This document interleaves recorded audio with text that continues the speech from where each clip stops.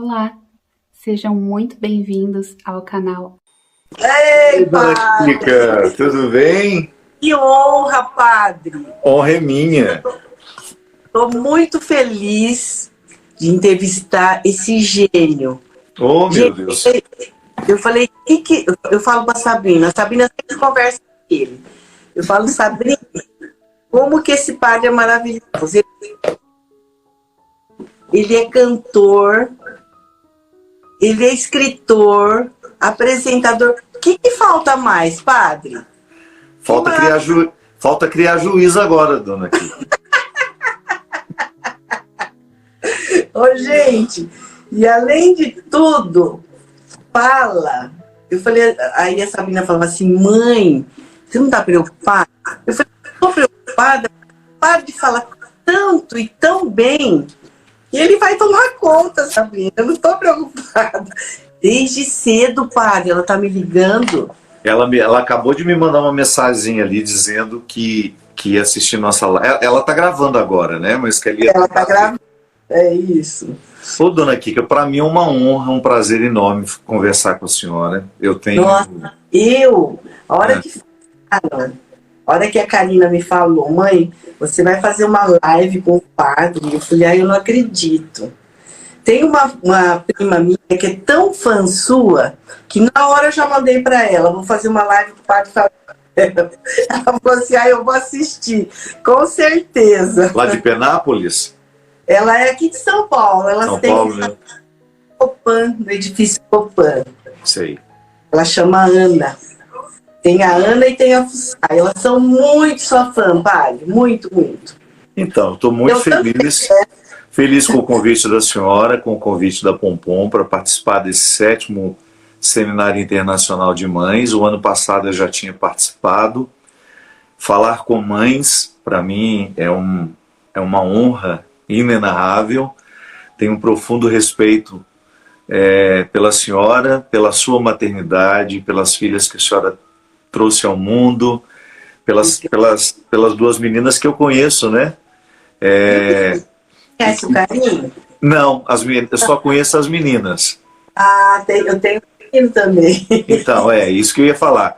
As 2 meninas eu já tive o prazer de conhecer. A Sabrina é minha amiga pessoal há muitos anos. A Sabrina, eu me lembro direitinho, ela trabalhava no Pânico e eu estava na Rede TV fazendo uma campanha para o Hospital de Barretos, que agora nós chamamos de Hospital do Amor. Eu sempre estive ligado às obras do hospital. E naquele ano a Rede TV emprestou as suas instalações para fazer uma grande campanha de arrecadação. E eu me lembro que estava assim nos bastidores a Sabrina. Ela me puxou e falou, minha mãe te ama, ela te assiste na... Ela não sabia dizer o canal que era. E hoje a senhora mais cedo me contou que era na TV Canção Nova, que a senhora já me assistia, mesmo antes de eu me tornar conhecido fora da Igreja Católica. Porque era direção espiritual, né? Isso. E eu com os 3 filhos em São Paulo. A Karina e o Karina em São Paulo e a Sabrina no Rio. Então, assim, preocupação. E aí eu ouvia tuas palavras. Aquilo me tranquilizava. Bonitinha, obrigado. Bom, me ajudou muito, padre. É uma honra. A senhora sabe que para mim é a maior alegria. Eu tive muitos êxitos na minha vida já. Já tive muitos. Eu cheguei a lugares que eu nunca imaginei, dona Kika. O meu sacerdócio e tudo aquilo que como padre eu pude fazer, seja como escritor, como cantor, como palestrante, como professor universitário que eu sou, todas as oportunidades que o meu sacerdócio me proporcionou eram inimagináveis na minha vida. Eu cheguei a muitos lugares, a muitos corações. Ganhei muitos prêmios, fui em muitos momentos da minha vida muito cortejado, muito querido, muito desejado pelos números que eu oferecia, mas nada me tocava mais do que quando eu encontrava pessoas no aeroporto, nos bastidores dos meus eventos, que dizia, Padre Fábio, o senhor me ajudou a passar uma fase muito difícil da minha vida. Isso para mim faz sentido. Essa é a verdadeira premiação. Você contribuiu com as pessoas de alguma forma, né? É muito importante, né, padre? saber que você alterou positivamente a vida de alguém, né, dona Kika? Isso é tão nobre. É muito bacana.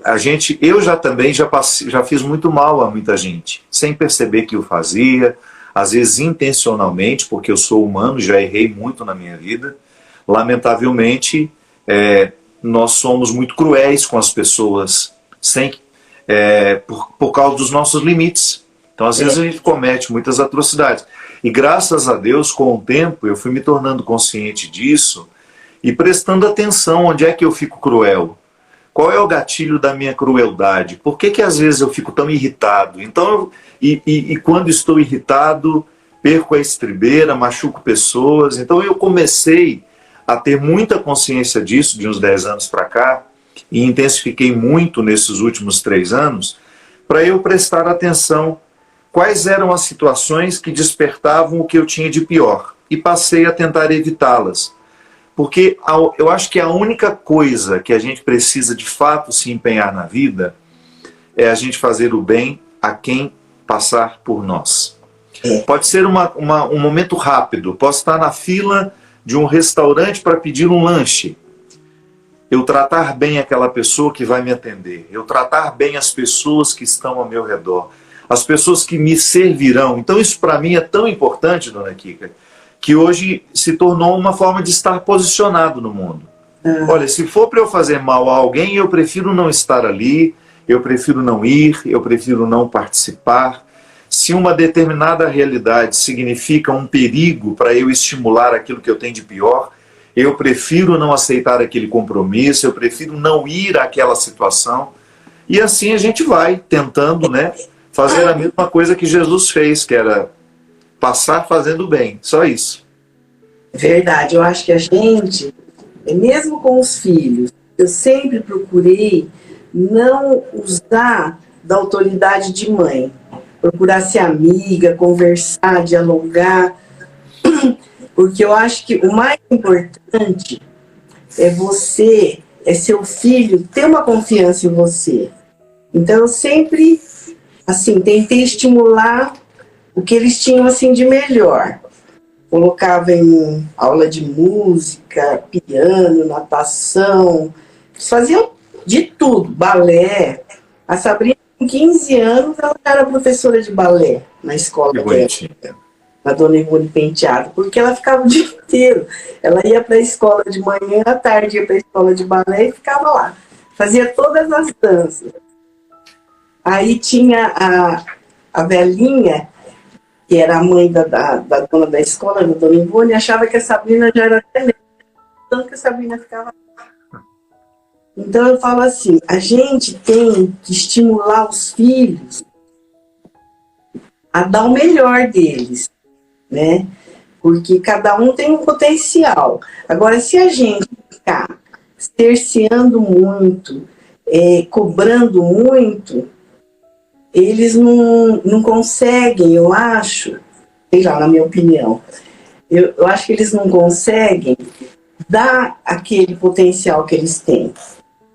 Então a Sabrina fala, quando a Sabrina tinha 6 anos, que ela falava, eu vou ser artista, eu pensava, eu falei, meu Deus do céu, não tem japonês na televisão. Não tem. Comigo, sabe? Eu falava, vai ser isso. Mas eu falava assim, não, Sabrina, você tem que estudar, você vai ser o que você quer, mas para isso você tem que estudar. Estuda, faz balé, faz natação, faz tudo que você vai chegar lá. E a Karina já falava, eu vou ser advogada. Então, assim, com 6 anos, ela com 6 anos, a Karina com 8, elas já tinham definido na cabeça delas. A Karina falava assim, eu vou ser advogada e você sua empresária. Olha isso, que lindo. E foi o que justamente aconteceu, né? Então, exatamente. As duas trabalham juntas, se dão bem. Eu falo, gente, como que... E sempre assim, conversando, dialogando muito com eles, explicando a vida, mas com essa preocupação, né? Mas a senhora disse que não fez muita questão de usar da autoridade, né, para educar. Mas aí eu acho que a senhora se equivoca ao dizer isso, porque, na verdade, é claro que quando nós pensamos em autoridade, imediatamente nós pensamos naquelas figuras sisudas, né, difíceis de serem enfrentadas. Mas a senhora, dona Kika, a senhora usou da autoridade mais bonita que um ser humano pode ter sobre outro, que é a autoridade afetiva. É verdade. Que é aquela que nós exercemos sem gritar, mas propondo, que é aquela que nós convencemos pelo argumento. Eu acho que um filho, ele é bem criado à medida em que a autoridade afetiva prevalece sobre o autoritarismo. É verdade. Né? Porque o autoritarismo nos dificulta até mesmo de compreender a regra.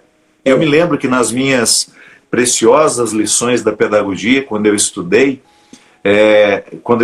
Piaget, eu fiquei muito encantado com a psicologia de Piaget, que ele estimulava justamente o conhecimento da regra, o entendimento da regra, segundo Piaget, só é possível mediante a brincadeira. Porque uma criança não tem cognição construída suficiente para ela poder compreender um discurso ético-moral, por exemplo. Não adianta você dar uma lição de moral na criança. Ela não tem inteligência, nem mesmo capacidade para compreender. Ela pode estar entendendo as suas palavras, mas ela não entende o significado mais profundo delas. Então, a autoridade afetiva é aquela que, mediante as brincadeiras, os conselhos, o aconchego, ou não bendito, né? Quantos de nós só nos tornamos gente porque os nossos pais nos disseram não, na hora em que de fato nós precisávamos ouvir não. Eu sempre digo, você tornar-se a mãe, abrir mão da autoridade para ser amiguinho dos filhos, é o maior desastre que pode acontecer na vida de uma criança. A senhora é amiga dos filhos da senhora, mas a senhora, no momento que a senhora precisou ser mãe, a senhora foi. A senhora decidiu por eles.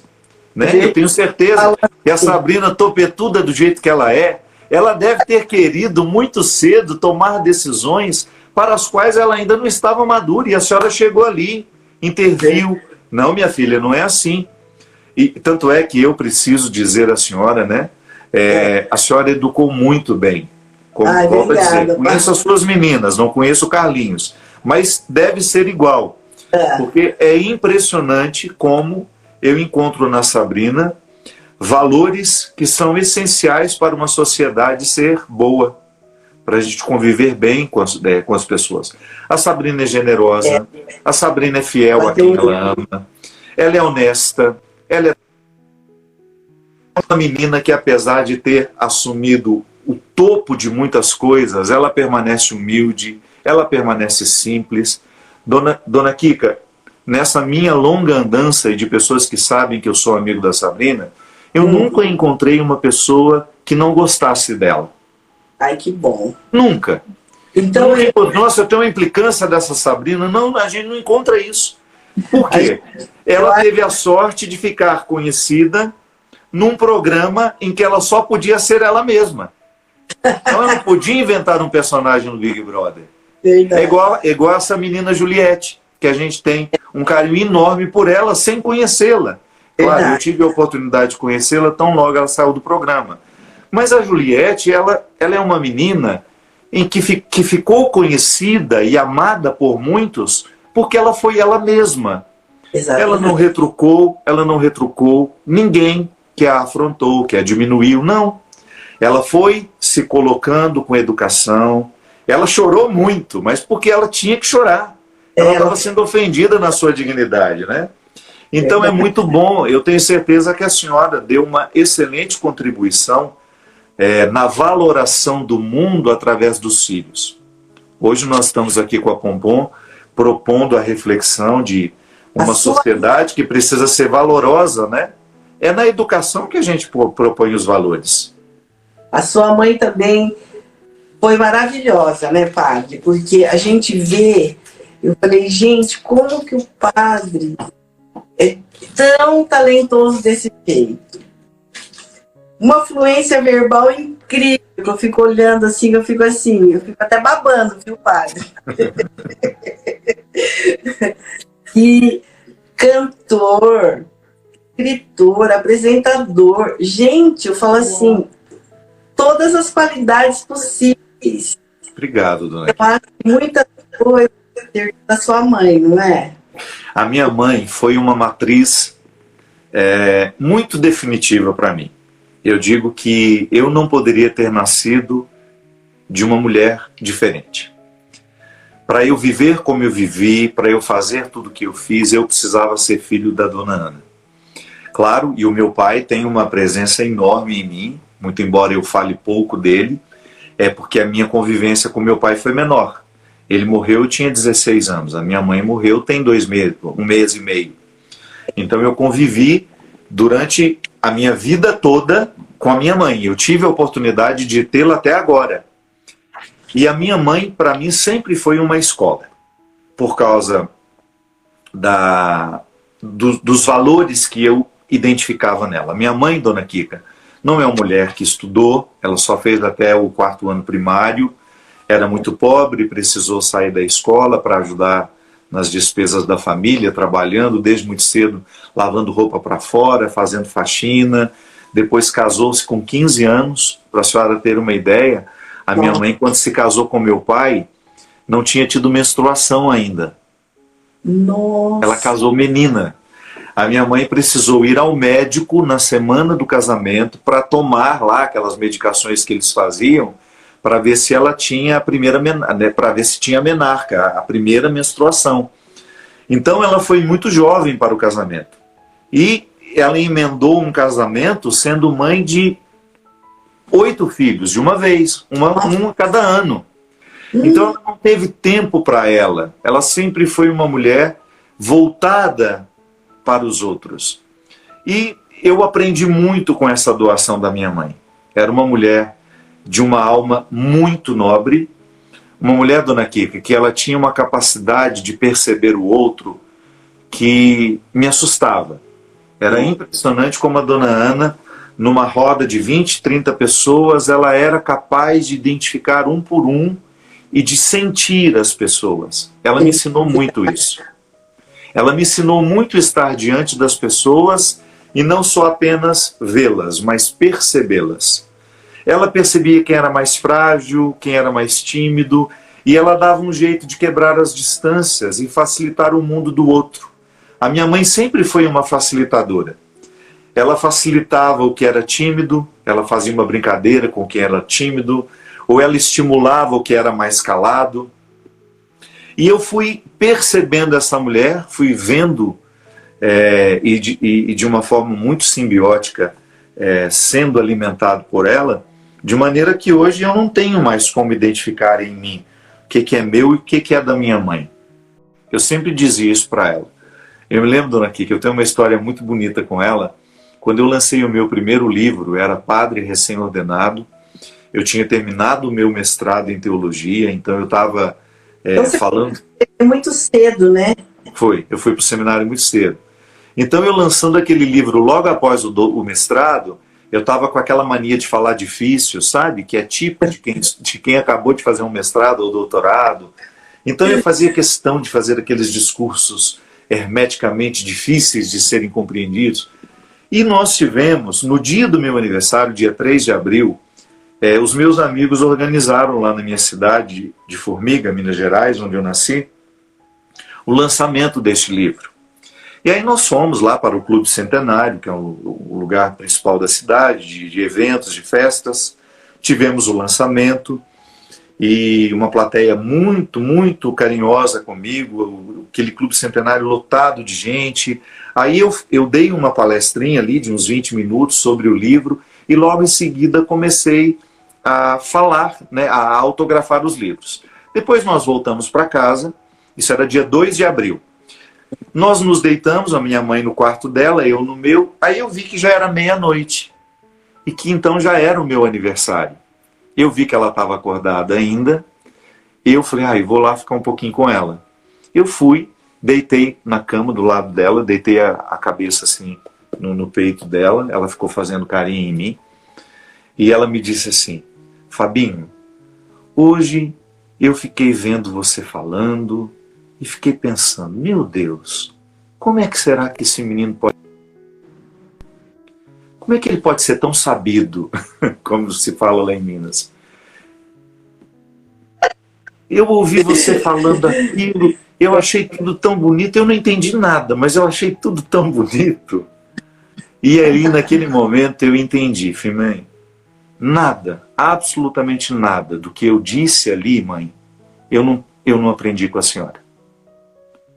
Eu só sofistiquei com as palavras, mas o aprendizado de tudo aquilo que me fez ter condições, tudo aquilo que eu disse e todo aquele aparato que estava em mim no momento em que eu dizia, foi a senhora quem me deu.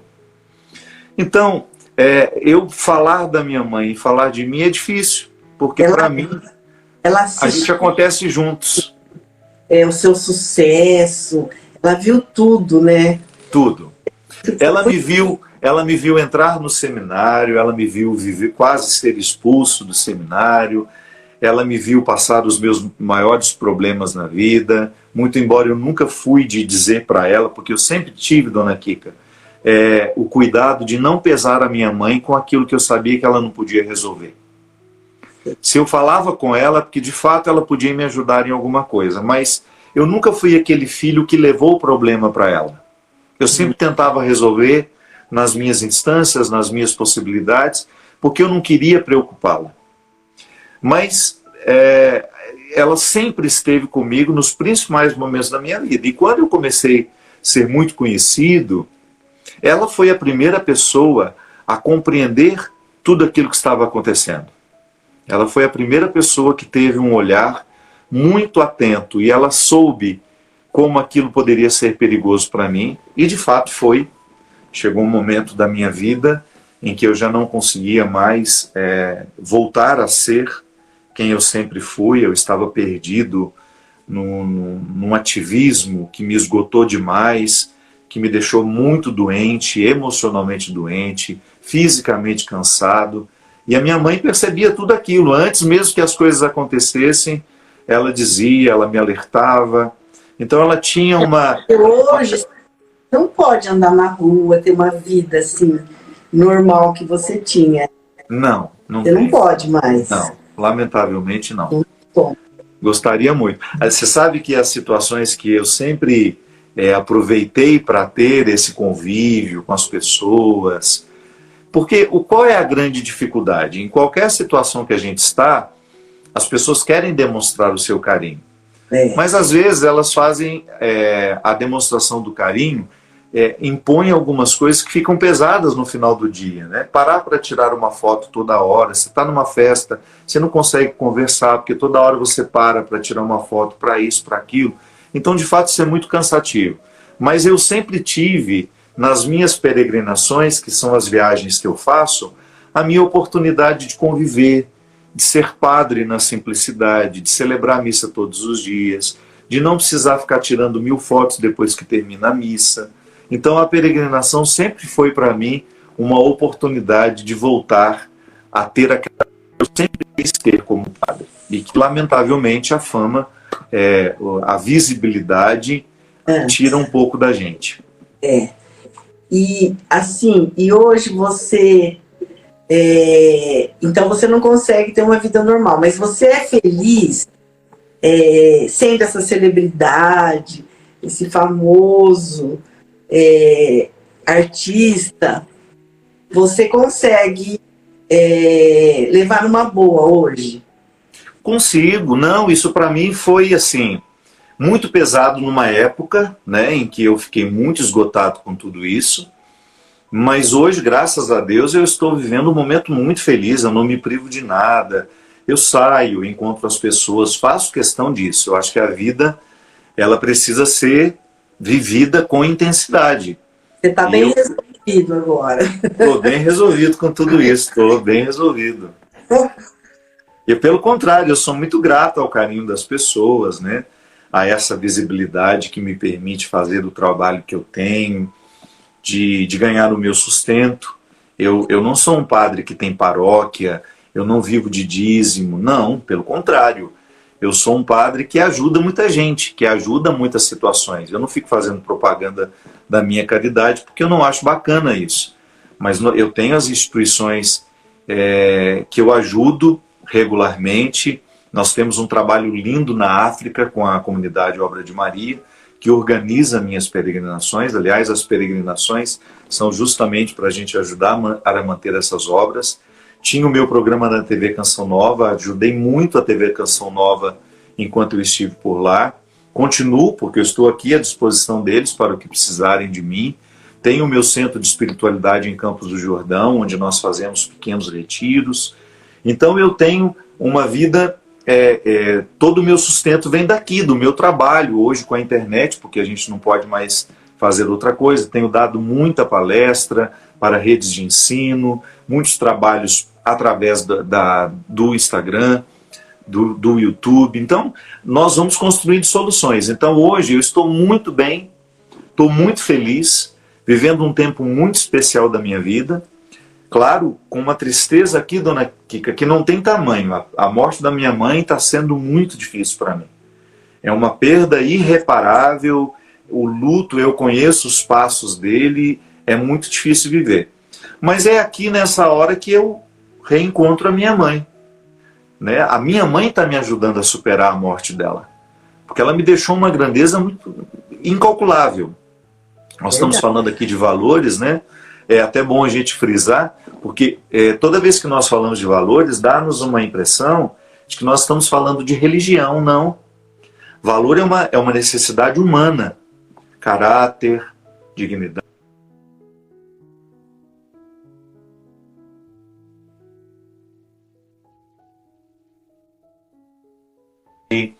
O compromisso com a verdade, não fazer pacto com a morte, com a corrupção, com aqueles que nos enganam, não a tudo aquilo que possa ser uma forma de coesão, de medo. Então, nós encontramos na filosofia motivos para a gente ser pessoas valorosas, pessoas que construam valores, né, na sociedade. Esses valores que ela te ensinou é uma coisa que muito preciosa, né, padre? Porque tudo que você é hoje é o que você aprendeu, né, é o que você herdou da sua mãe, não é verdade? De seus pais. Então, é uma coisa muito bonita. O valor a gente registra na alma. Eu gosto de fazer... dar o exemplo, é como se fosse uma conta bancária. Quem tem valores humanos é aquela pessoa que não precisa ser vigiada para fazer o que é certo. Né? Eu sei que num determinado momento da nossa vida, nós só obedecemos porque a gente observa os que estão nos vigiando. Isso faz parte do nosso desenvolvimento. É um momento, nós chamamos de heteronomia. Eu estou observando o outro e tentando fazer igual. Se o outro para de me olhar, eu vou e faço o que é errado, porque eu não estou sendo vigiado mais. Mas o valor é quando eu não preciso da vigilância para poder fazer o que é certo. E isso é um resultado da educação em nós. A minha mãe e meu pai podem sair, que eu vou continuar honrando tudo aquilo que eles me ensinaram. A minha mãe saiu de cena, meu pai saiu muito cedo, eu tinha 16 anos, eu tinha 19 anos quando perdi o meu pai. Ele saiu de cena, mas o que ele me ensinou continua presente em mim. Né? Eu não me esqueço dos valores que meu pai colocou nessa poupança emocional, nessa poupança virtual. A minha mãe saiu de cena agora, mas eu continuo com ela dentro de mim, que eu acho que é uma forma muito sofisticada de continuidade. Nós podemos chamar isso de ressurreição. Né? Eu sei que isso não esgota o conceito de ressurreição, mas nos ajuda a compreender o que é a ressurreição, que nós tanto falamos. Eu acredito na ressurreição de Jesus. Tá bom, mas acreditar na ressurreição de Jesus significa que você o tem vivo dentro de você, porque senão essa fé é morta. Eu digo que acredito na ressurreição de Jesus, mas não ofereço a ele o meu corpo para ele andar pelo mundo. Eu não ofereço a ele os meus braços para ele agir no mundo. Eu não ofereço as minhas pernas para ele andar pelo mundo, a minha boca para ele falar com o mundo. Então, se eu acredito na ressurreição, eu só posso dar testemunho dela, não é teoricamente. Eu dou testemunho da ressurreição dizendo que Jesus está vivo em mim e que eu, com a minha vida, com a minha história, nos lugares que eu frequento, nos alcances que eu tenho, eu levo o exemplo de Jesus, eu levo os ensinamentos de Jesus. Então, toda vez que eu sou tocado pelos valores de uma pessoa, aquela pessoa passa a viver em mim. Dona Kika, é igual ler um livro. Eu pego um livro, abro aqui, e as informações do livro vão sendo registradas em mim. Esse autor vai me dizer coisas que eu já sei, mas esse autor vai me ensinar coisas que eu não conhecia ainda. Então, o que eu posso dizer quando eu fecho o livro e terminei a leitura? Assimilei um conhecimento que só esse autor me deu. Então, esse autor passa a viver em mim a partir daquilo que ele me ensinou. Então, filhos sempre levarão no coração aquilo que os pais verdadeiramente ensinaram. Da mesma forma como nós também levamos os traumas. Ninguém faz faculdade para ser pai e mãe.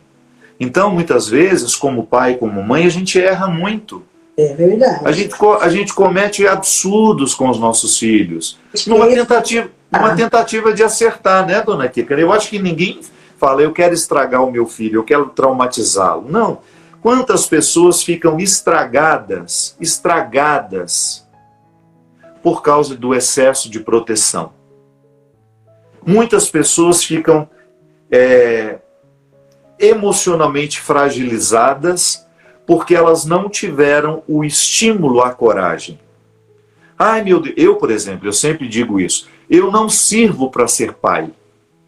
Porque eu acho que eu ia proteger tanto os meus filhos, tanto, eu ia querer colocar numa redoma para evitar que qualquer coisa de desagradável acontecesse com eles. É claro que se eu fosse pai, eu teria que aprender na marra. Mas eu seria um sério candidato a traumatizar os meus filhos e a estagná-los, fazê-los ficar numa não coragem, num medo eterno. Por quê? Porque eu protegi demais.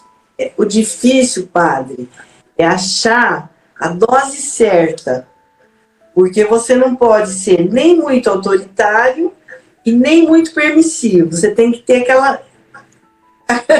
É o tal do caminho do meio, né? O caminho do meio é muito difícil, dona Kika. É difícil. A tendência humana é se posicionar nos extremos. É. A gente vê isso o tempo todo. O mundo, as pessoas falam assim, nossa, como o mundo está extremista. Não, o mundo sempre foi extremista. Porque os extremos são os lugares mais fáceis de se ficar. É o lugar da aglomeração. Pode observar, as pessoas se aglomeram nos extremos, porque o coletivo se encoraja para ficar nesses extremos. E aí eles se agridem, eles se degladiam o tempo todo. Filosoficamente, os extremos são perigosíssimos. Na educação dos filhos, o extremo é um perigo. Quando você só fala não, não, não, não, é um perigo para o filho. Mas quando você também só fala sim, sim, sim, sim, é um outro perigo para o filho. Então, quando a gente faz o casamento, a reconciliação do sim e do não, você encontra o caminho do meio, que é a melhor forma para tudo na vida. Verdade. Mas, lamentavelmente, nós, por causa da fragilidade... Tem que ter um equilíbrio. Então, às vezes o pai, tem aquele pai que é muito bravo, muito rigoroso, que bate no filho, e tem aquela mãe que já é aquele poço... Deixa tudo. De permissão. Não fala não nunca, e acha que isso é amor, dona Kika. No momento em que nós permitimos tudo, achando que isso é amor, nós estamos causando um trauma que será levado a vida inteira. Mas nós não fazemos isso porque queremos errar. Nós fazemos isso porque, lamentavelmente, o nosso entendimento não é suficiente para a gente ter uma atitude cada vez mais acertada. Então é por isso que a gente precisa ser sempre adepto da reflexão. É. Não podemos ficar eternamente reativos. Equilíbrio, né, padre? Porque você não pode ser nem muito autoritário e nem muito permissivo. Você tem que analisar, conversar muito com seu filho e decidir o que pode e o que não pode. Não é? É difícil. É uma temática muito difícil. Difícil educar um filho. Não tem uma faculdade que nos ensina isso. Não tem. Né? Mas aí a gente volta ao tema da nossa live, o tema do seminário. Valores. Quando eu tenho uma estrutura de valores dentro de mim, naturalmente Ilha, né, padre? tudo aquilo que me torna valoroso, que me lembra do valor que eu tenho. Valor é aquilo que eu faço que me lembra o valor que eu tenho. Então é um ciclo. Pratico valores para chegar ao valor que sou. Do valor que sou parto para encontrar valores que evidenciem o valor que eu tenho. Então eu, na minha lida com as outras pessoas, eu também vou fazer o mesmo. Então, dona Kika, se eu sou o seu filho, se você é minha mãe, eu vou fazer de tudo para que a minha filiação seja para honrar o sagrado que lhe habita. E vou fazer de tudo para que a senhora alcance a sua melhor versão. E a gente só chega à nossa melhor versão assimilando valores. Verdade. Valores humanos, que estão cada vez mais escassos, né? É, porque hoje, padre, com essa tecnologia, internet, essa pandemia também, né? Então, tudo, eu acho que está levando para um excesso, né? Por exemplo, você está tendo excesso de convivência em casa. Então, esse excesso, eu acho que as pessoas poderiam aproveitar para ter mais diálogo, para ter uma convivência boa com os filhos, para orientar melhor. Só que o que a gente vê? A gente vê que as pessoas estão o tempo inteiro ali, ó, teclando, cada um com seu celular. A gente não vê muito o que existia, que era o diálogo, a conversa, você orientar um filho. A gente vê assim, os pais preocupados e eles estão ficando mais introspectivos, né? Então, nós estamos perdendo as situações em que nós temos a oportunidade de aprender valores. Exatamente, pai. É a convivência. O lugar de aprendizado de valores é a convivência, porque isso não é um aprendizado teórico. O aprendizado teórico é o seguinte: o que é honestidade? Eu sei perfeitamente o significado de honestidade. Saber o significado teórico da honestidade não lhe torna honesto. Né? Eu sei o significado de fidelidade. Conhecer o significado teórico de fidelidade não me torna um homem fiel. Então, a prática é que nos ensina. Então, eu vou olhar para o meu pai e minha mãe, vou vê-los sendo fiéis, construindo juntos uma relação bacana, passando pelas dificuldades da vida, mas juntos, um nunca puxando o tapete do outro, fazendo, ou quando puxa, perceber e se corrigem imediatamente. Ali o filho aprende o que é fidelidade. Observando. Padre, tem que ter o exemplo. Não adianta você só também, né, só falar e você não vê a prática, não é? Dona Kika, é a mesma coisa de você acender um cigarro fumando e falar assim: meu filho, cigarro destrói a saúde. Você não pode fumar. Os nossos meninos e meninas, eles são muito atentos às nossas incoerências. Por que muitos filhos hoje não querem ir para a igreja? Porque eles têm um senso crítico aguçadíssimo E eles não se identificam muitas vezes com nossos discursos, blá, blá, blá, blá, blá, blá, blá, blá, blá, que não tem uma conexão com a nossa verdade. Muitos filhos rejeitam a religião, mas não a espiritualidade, porque eles identificam que a religião é um lugar teórico, a espiritualidade é concreta. E eles estão atentos a quem tem uma verdade a oferecer. A senhora lembra que hoje, mais cedo, quando nós conversávamos, a senhora disse que estava ansiosa sobre a nossa conversa. Eu falei, dona Kika, não precisa. Basta a senhora ser quem a senhora é. Porque as pessoas só param para perceber o que é verdadeiro. Se nós ficarmos falando de teorias, a gente vai ter uma audiênciazinha.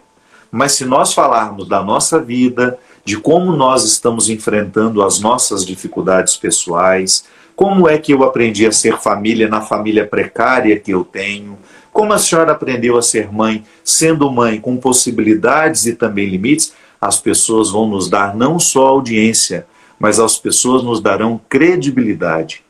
Elas darão aquilo que é de mais sagrado, que é eu olhar para a senhora e falar, eu vou parar para ouvir porque eu acredito na dona Kika. Então hoje os nossos filhos, eles não guardam, eles não fizeram o mesmo pacto com a hipocrisia que nós fizemos. Lamentavelmente, as nossas gerações, nós nos adaptamos muito ao que os nossos pais quiseram de nós. Quantas pessoas infelizes vestindo roupagens existenciais que não são elas. Tudo porque tiveram medo de olhar nos olhos dos pais e dizerem, olha, eu não sou isso que a senhora quer que eu seja. Lamentavelmente, eu sou outra pessoa. Pai, eu não sou um acelerador que lhe faz chegar mais longe no mundo. Porque tem gente que não conseguiu chegar muito longe e quer chegar através dos filhos. Derrama nos filhos todas as frustrações, tudo aquilo que não pôde viver, quer que o filho viva por eles. Isso é cruel, dona Kika. É verdade. Isso é muito cruel. E os nossos filhos estão muito atentos se aquilo que nós estamos propondo para eles, de fato, fez bem para a gente. Eu sempre tinha uma piadinha que eu contava nas minhas palestras, que era da mulher que voltava brava da igreja. Mas, pelo amor de Deus, ninguém vai à missa! Ou então volta gritando, ninguém vai ao culto! Aí a gente olha para ela, Deus me livre, se é para voltar desse jeito. Né? Por que às vezes os nossos filhos rejeitam o que nós estamos oferecendo? Porque eles não viram os frutos em nós. Eu sempre digo, essa moçada, essa moçada tem uma honestidade que, se você propor um projeto verdadeiro, que seja religioso, eles aderem. Mas não venham com hipocrisia. Não venham com discursos prontos que não mudou a vida de ninguém. Então, eu estou acostumado a lidar com essas pessoas. Eu lido com elas o tempo todo. Por incrível que pareça, dona Kika, eu sou um padre que falo com católicos, mas eu falo muito com quem não é nada, religiosamente falando. E, na verdade, são pessoas que estão anos-luz à minha frente na conquista de valores que, às vezes, o meu cristianismo ainda não me deu. Não porque ele não quisesse me dar, é porque eu não tive coragem de praticar. Então, às vezes, eu observo esses que não creem e falo, meu Deus, como a ausência de Deus fez bem na vida daquela pessoa. Porque ela diz que não crê em Deus, mas ela é mais preciosa do ponto de vista ético do que eu. Ela tem uma capacidade de compreender o que é certo, o que é errado, que às vezes nós, religiosos, não temos, porque a hipocrisia nos veste dos pés à cabeça, dona Kika. Religião que não ensina valores vai morrer. Família que não se transformar num lugar de valores deixa de ser importante para a gente, porque vínculo sanguíneo não diz absolutamente nada quando aquele vínculo deixa de ser importante para nós porque deixou de ser cultivado, porque deixou de trazer coisas bacanas para a gente. Para que eu vou fazer questão de ser irmão de alguém que só me faz mal? Que me engana quando pode? Que mente para mim o tempo todo? Tá certo, tem o mesmo sangue que eu, mas me engana, mente para mim, me rouba quando pode. Não quero, não preciso. Não estou dizendo que isso aconteceu comigo, estou dando exemplo. Às vezes, as piores pessoas que nós temos na nossa vida não são inimigos. Às vezes são irmãos, são primos, são sobrinhos, sobrinhas. Pessoas que são capazes de nos destruir e têm o mesmo sangue que nós. Então, a experiência nos mostra.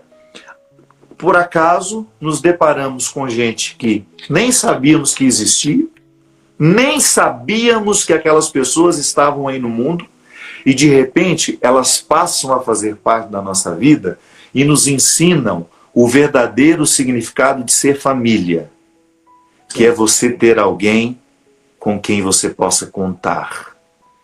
É alguém que está ao seu lado, é alguém que se alegra com as suas alegrias, que é muito mais difícil do que alguém que se entristece com as nossas tristezas. A gente sabe que o vínculo é precioso é quando o outro tolera a nossa alegria. Ele se alegra com a gente. Então, às vezes, essas pessoas que vão nos fazer sentir acompanhados e familiares, não são do mesmo sangue que a gente. Mas por quê? Aquela pessoa trouxe um valor e ela praticou ele com a gente. Então, dona Kika, eu estou sem nenhuma ilusões em relação às obrigações sociais. Eu sou um homem religioso, sou católico, apostólico romano, tenho a honra de dizer que sou padre, não tenho vergonha do meu ofício, sou capaz de reconhecer os erros que a minha instituição comete, peço perdão por elas, mas eu, pessoa física, sou capaz de encontrar em mim as mesmas hipocrisias que eu condeno nela. Então isso eu não quero essa incoerência. Eu quero que os valores do Evangelho estejam dentro do meu coração. Eu quero ser capaz de convencer as pessoas assim, não levando-as à marra, ou impondo a elas um Deus que põe medo, culpa. Não! Venha ver como Deus faz bem a minha vida, porque Ele me torna uma pessoa consciente dos valores que eu preciso praticar. E pronto. É por isso que eu acho que você é tão respeitado, tão admirado, tão seguido, padre, porque você é transparente. Um padre. Você é muito mais que isso. Então, por isso que você é respeitado. E eu te admiro muito por isso. Obrigado, dona Kika. Deixa eu te falar. E o Evaristo Costa? Ele é da sua família também? Olha aí. Evaristo é um rapaz que eu nunca me encontrei pessoalmente. Não! Não, nunca nos encontramos pessoalmente. E nós temos uma digamos assim, intimidade que às vezes aquelas pessoas que eu encontro todos os dias eu não posso ter. Não é interessante isso? É interessante. O Evaristo, a senhora não faz ideia de como o Evaristo foi solidário comigo durante a doença e a morte da minha mãe. É. Como aquele menino lá de Londres me enviava mensagens tão carinhosas, que me colocavam assim, se eu precisar ligar e chorar com ele, ele vai me ouvir. Então isso é muito bacana. É. Então é muito bacana. Às vezes você não tem essa intimidade com quem está do seu lado. É. E o outro, no outro lado do continente, me dá uma confiança. Assim, padre, ele me chama de padre sempre. Padre, conte comigo. Se precisar, estou aqui. Então existem coisas que acontecem na nossa vida e a gente não entende, né? A minha amizade com ele começou numa brincadeira. Eu faço questão de alimentar porque essa forma de ficar cutucando um ao outro, a gente provoca alegria. Igual a freira, que tem pavor da senhora. Irmã Inês Isaura tem pavor da senhora. Fala mal da senhora. Mas eu me divirto com essa possibilidade de provocar um sorriso nas pessoas, dona Kika. Isso é muito bom. Esse humor que você usa também, né? E você é humorista também, né? Porque você usa tão bem esse humor. Gente, eu dou tanta risada. Então, aquela história da cadeira que virou uma brincadeira, né? Que aquilo rendeu. Quantos sorrisos a gente provocou nessas pessoas que nos seguem, dona Kika? Não é bacana isso? A gente usar o espaço que a gente tem para falar sério, mas também para a gente fazer um humor que não seja ofensivo ao outro. Eu todas as vezes que uma piada minha ofendeu alguém, eu fiz questão de pedir perdão. E não acho que é mimimi não, dona Kika. Eu não tenho o direito de dizer que a dor do outro não é real. Não tenho. Uma vez numa pregação, eu fiz uma piada que ofendeu profundamente os integrantes das religiões de matriz africana. Eu não pensei duas vezes, eu não tentei justificar, não. Eu poderia achar que tinha razão, que eu não fiz aquilo por mal, mas quem me escutou interpretou aquilo como ofensivo. A senhora acha que eu vou perder tempo em ofender pessoas? Não quero, eu quero um mundo melhor. E eu quero construir um mundo melhor a partir de mim.